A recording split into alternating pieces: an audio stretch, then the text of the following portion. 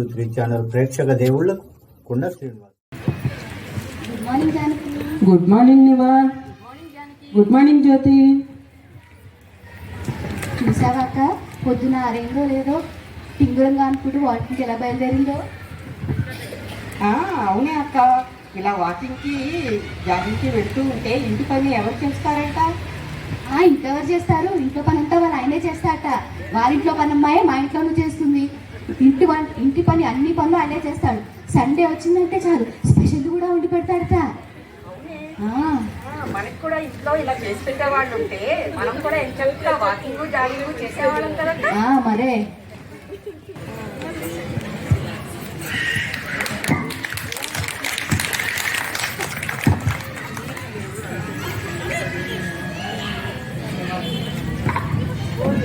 ఉమెన్లో WOMENగా వచ్చారు. గట్టిగా చప్పట్లు కొట్టండి.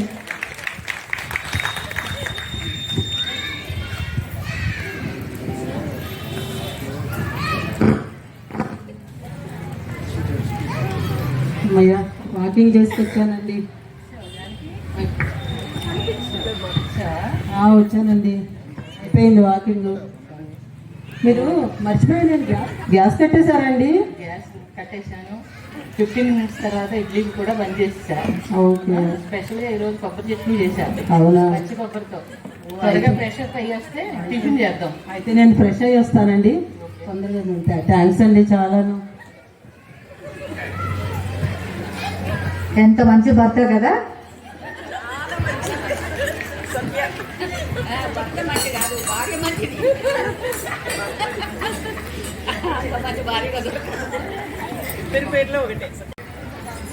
ఫ్రెషప్ అయ్యి వచ్చానండి, రండి టిఫిన్ తిందాం.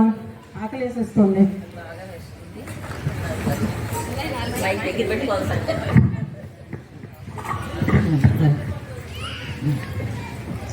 రండి టిఫిన్ తిందాం తొందరగానే.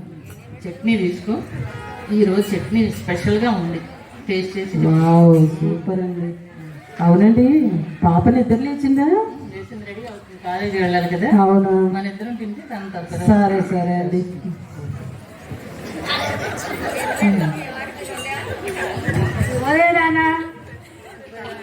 శుభోదయం అమ్మా. గుడ్ మార్నింగ్ తల్లి. శుభోదయం. టిఫిన్ అయిందా మీది? మేము చేసామమ్మా. ఏం చేశారా ఈరోజు టిఫిన్? అబ్బా, మళ్ళీ ఇడ్లీనా? ఇడ్లీ చేశాను, తర్వాత పచ్చి కొబ్బరితో చట్నీ. చాలా రోజు ఇడ్లీనే కూడా చాలా మంచిదమ్మా. చూడు, అమ్మ చెప్పిందా చేయమని? లేదు, నేనే చేశాను. ఈ రోజు స్పెషల్ గా ఉంటుంది. చూడు, చాలా బాగుంది. సరే అమ్మా. అమ్మ సాయంత్రం 4 కలిసి బయటికి వెళ్దామా?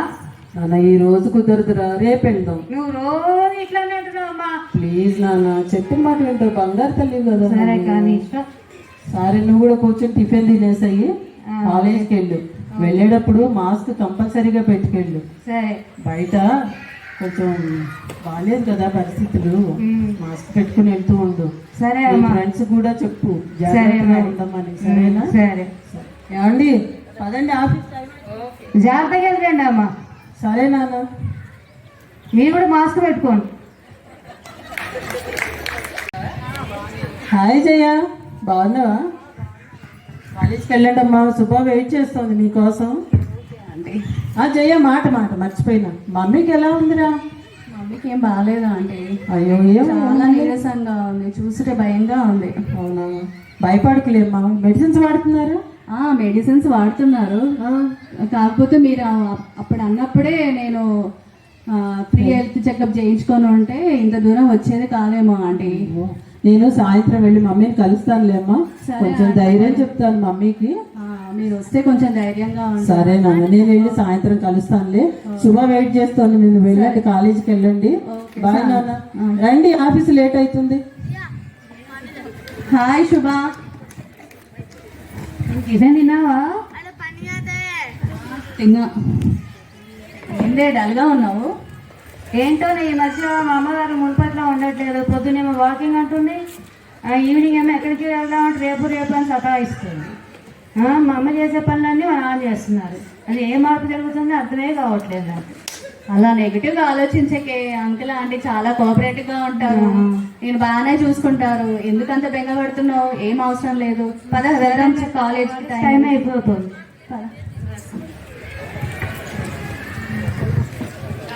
ఆకలి వేస్తుందండి, ఆఫీసులో చాలా వర్క్ ఉంది, లంచ్ చేద్దాం రండి. తొందరగా తిందాం రండబ్బా. ఏంటో ఈరోజు బాగా ఆకలేస్తుంది. జానకి రాలేదా?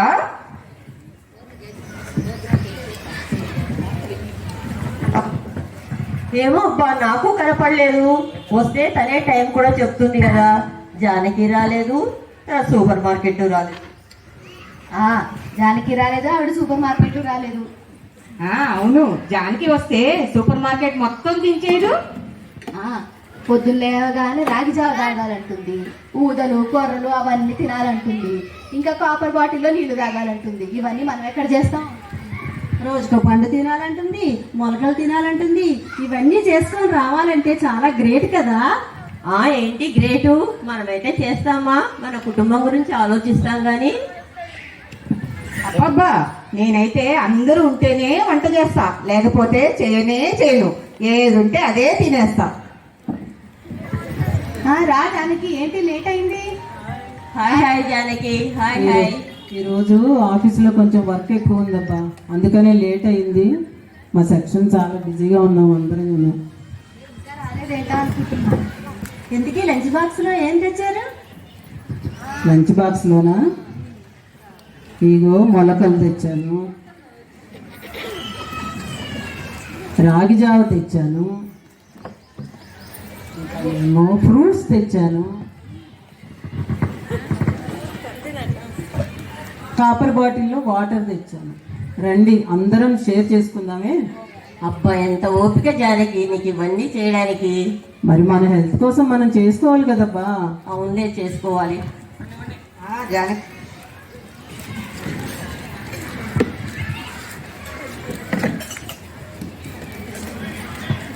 జానకి, ఇన్ని తిన్నా కూడా నీ బాడీని భలే మెయింటైన్ చేస్తున్నావు, ఎలాగా?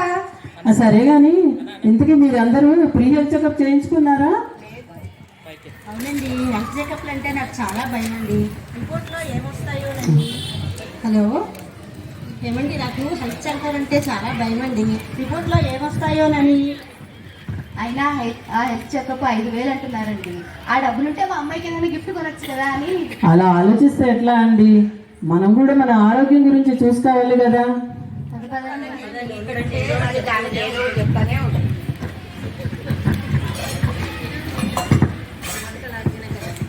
నీకు తెలిసిందా, జయ వాళ్ళ అమ్మ చనిపోయారంటనే.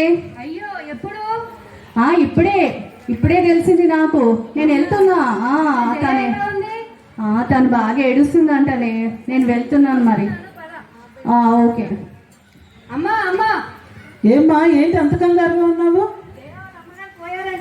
అవునా? ఎప్పుడమ్మా? అవునా, సరే అమ్మా, నువ్వు వెళ్ళు, నేను కూడా తాళం వేసి వస్తా ఇంటికి. సరే అమ్మా, ఇటు. విన్నారంటే మన జానకి అవార్డు వచ్చిందట. అవునా? ఏం అవార్డు? ఉత్తమ మహిళ అవార్డు. సమాజ సేవ అంటూ ఊరంతా తిరుగుతూ ఉంటారు, అందుకే ఇచ్చుంటారేమో. స్త్రీ జనోద్ధరణ, వృద్ధాశ్రమాలు, అనాథ పిల్లలు దత్తత తీసుకోవడము, ఇవన్నీ చేస్తూ ఉంటుంది కాబట్టి జానకి ఉత్తమ మహిళా అవార్డు ఇచ్చారు. ఈ సోషల్ యాక్టివిటీస్ పేరు మీద అంతా యాక్టింగ్ చేస్తూ ఉంటుందిగా, అందుకే ఇచ్చుంటారు. పద్మ, పరిచయం చేసే కార్యక్రమం నీకే ఇచ్చారు కదా, పొగిడినట్టే పొగిడి చురక అంటించు. నేను చూసుకుంటాను ఆ కార్యక్రమం. అవార్డు గ్రహీత శ్రీమతి జానకీదేవి గారి సన్మాన సభకు వచ్చిన వాళ్ళందరికీ స్వాగతం, సుస్వాగతం. మన అందరి అభినందనలు అందుకుంటున్న శ్రీమతి జానకీదేవి గారు మా సహ ఉద్యోగి అయినందుకు మాకెంతో గర్వకారణంగా ఉంది. ఇప్పుడు సన్మాన కార్యక్రమం స్టార్ట్ అవుతుంది. సన్మానం చేయడానికి మా ఎండి గారైన విక్టోరియా రాణి గారిని ఆహ్వానిస్తున్నాం.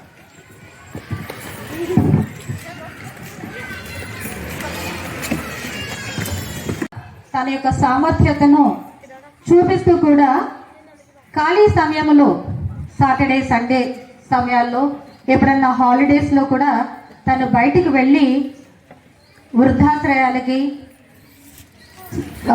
శిశు సంక్షేమ కేంద్రాలకి అండ్ కొన్ని హాస్పిటల్స్కి వెళ్తూ కూడా తను ఎంతగానో కృషి చేస్తూ తనకి తన కుటుంబాన్ని బాధ్యతే కాకుండా సోషల్ సర్వీస్ చేస్తున్నందుకు మా కమిటీ మెంబర్స్ అందరం కలిసి కూర్చొని చూస్తే తను చేస్తున్నటువంటి యాక్టివిటీస్ బట్టి ఉత్తమ మహిళ అవార్డు ఇవ్వబడింది. జానకి గారిని వేదిక మీదకి ఆహ్వానిస్తున్నాం. జానకి గారు రావాల్సిందిగా కోరుతున్నాము.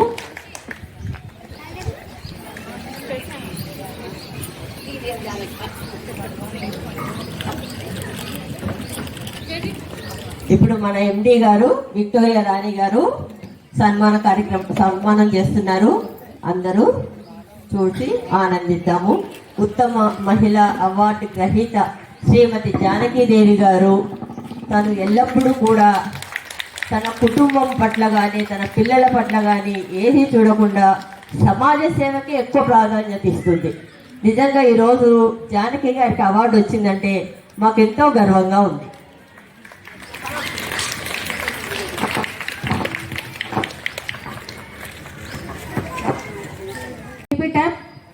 Keep it up and do good things to the society. Thank you so much.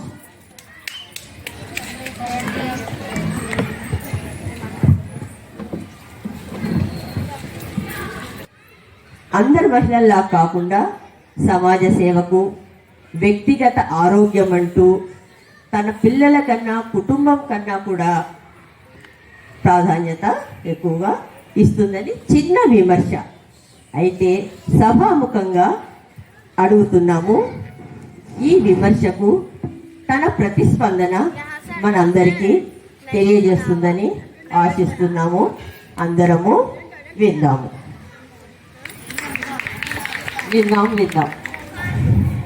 సభా సరస్వతికి ప్రణామములు. నాకు ఈ అవార్డునిచ్చి నాకున్న బాధ్యతను ఇంకా కొంచెం పెంచారు. ఇప్పుడు నా నేస్తం చెప్పినట్లుగా నేను ఇంటిని పిల్లల్ని కూడా వదిలేసి సమాజ సేవ అంటూ తిరుగుతానని అన్నారు.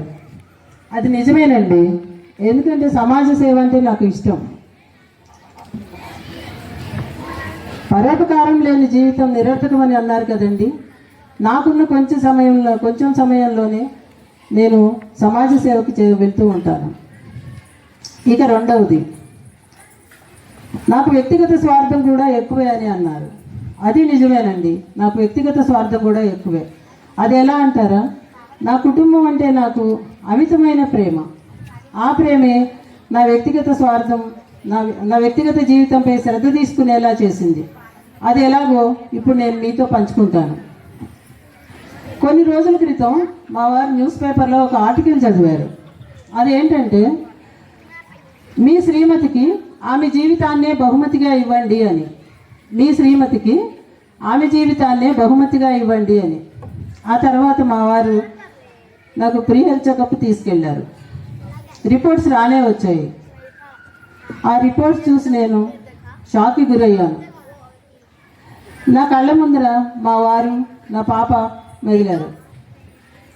నేను లేకపోతే నా కుటుంబం పరిస్థితి ఏంటి? నేను లేకుండా వాళ్ళు ఎలా జీవించగలరు? ఇవే ప్రశ్నలు నా మెదడులో తిరుగుతాగాయి. క్షణకాలం పాటు ప్రపంచమంతా స్తంభించినట్లు అయిపోయింది. మా వారు నాకు చాలా ధైర్యాన్ని ఇచ్చారండి. నువ్వు అన్నిటికీ భయపడమోకు, అన్నిటికీ సొల్యూషన్ ఉంటుంది, నేను డాక్టర్ దగ్గరికి వెళ్దాం మనమని మేమిద్దరం కలిసి రిపోర్ట్స్తో పాటుగా డాక్టర్ని కన్సల్ట్ అయ్యాము. మీకు క్యాన్సర్ చాలా ఎర్లీ స్టేజ్లో ఉంది, ఇది తొందరగానే తగ్గిపోతుంది, మీరేం భయపడద్దు. కాకపోతే మీరు కొంచెం ట్రీట్మెంట్తో పాటుగా మీ యొక్క జీవన సరళిని, ఆహారపు అలవాట్లను మార్చుకున్నట్లయితే కనుక మీరు త్వరగానే కోలుకోగలరని చెప్పారు. నాకు చాలా సంతోషం అనిపించిందండి. ఎక్కడ లేని ఆనందం అనిపించింది. ఆ రోజు నుంచే మొదలైంది వాకింగ్ అనేది నా జీవితంలో ఒక భాగం అయిపోయింది. మంచి మంచి ఆహారపు అలవాట్లను నాతో పాటుగా నా కుటుంబంలోని వారికి కూడా అలవాటు చేశాను. నా చుట్టుపక్కల వారికి, నా స్నేహితులకి, మా కొలీగ్స్కి అందరికీ కూడా ఆరోగ్యంపై అవగాహన కలిగేలాగా మాట్లాడుతూ ఉండేదాన్ని. అప్పుడు కొంతమంది కొన్ని ప్రశ్నలు చేస్తూ ఉండేవాళ్ళు. ఎందుకు ఎప్పుడు ప్రీ హెల్త్ చెకప్ చేయించుకోమంటారు అని ఒకళ్ళేమో ప్రీ హెల్త్ చెకప్ అంటే నాకు భయం అబ్బా, నేను ఊరికేనే వాళ్ళు ఏదో ఒకటి చెప్తారు వెళ్ళిన దగ్గర నుంచి, అవి విన్న దగ్గర నుంచి మనకి టెన్షన్ అని ఒకళ్ళు అయితే ఆ ఖర్చులతోటి మన పిల్లలకి మంచి మంచి గిఫ్ట్లు కొనుక్కోవచ్చు కదా అని ఇవన్నీ అపోహలండి. మనమంటూ ఉంటేనే కదండి మన పిల్లలకి మంచి మంచి గిఫ్ట్లు కొని ఇవ్వగలము, వారి జీవితానికి బంగారు బాటలు వేయగలము. కాబట్టి అలాంటి అపోహల్ని వీడండి. మీరందరూ కూడా ప్రీ హెల్త్ చెకప్ చేయించుకోండి. రాబోయే అనర్థాల నుంచి మీ ఆరోగ్యాన్ని మీరు కాపాడుకోండి. సో మీ కుటుంబంతో, మీ పిల్లలతోటి కడదాకా మీ యొక్క అనుభవాలను పంచుకుంటూ ఆరోగ్యంగా జీవించండి. ఇదే జానకి జీవితం వెనుక ఉన్న కథ. నాకు ఈ అవకాశం ఇచ్చిన మీ అందరికీ ధన్యవాదములు. అమ్మా పర్వాలేదు నాన్న. హలో జానకి, మేము ఎప్పుడు నిన్ను విమర్శించే వాళ్ళము. సారీ, ఏమనుకోద్దమ్మా. మా కళ్ళు తెరిపించావు జానకి. పర్వాలేదండి. గట్టిగా, ఇంకొంచెం గట్టిగా అవేర్నెస్ తీసుకొచ్చారు. ఆ మెసేజ్ మీకు అర్థమయ్యే ఉంటుంది కదా. చాలా మంది ప్రీ చెకప్కి వెళ్ళండి అంటే భయపడతారు, ఏమో నాకేం చెప్తారో అని. మొక్కగా ఉన్నప్పుడే దాన్ని తుంచివేయాలి చెడుది. శ్రీమతి పద్మకుమారి ఎం, శ్రీమతి శుభ, శ్రీమతి సత్యవతి హస్బెండ్, నమస్కారం. కృష్ణకుమారి, శ్రీమతి శకుంతల, శ్రీమతి విక్టోరియా రాణి, శ్రీమతి ఎండి అర్చన గారండి, శ్రీమతి అర్చన, శ్రీమతి జ్యోతి, శ్రీమతి లక్ష్మి పి. ఏంటంటే చాలా ప్రేమగా వాళ్ళ అమ్మాయి వచ్చేసి చెప్తుంది. శుభ లక్ష్మి గారి క్రియేటెడ్ బై లక్ష్మీ పశుపతి గారు.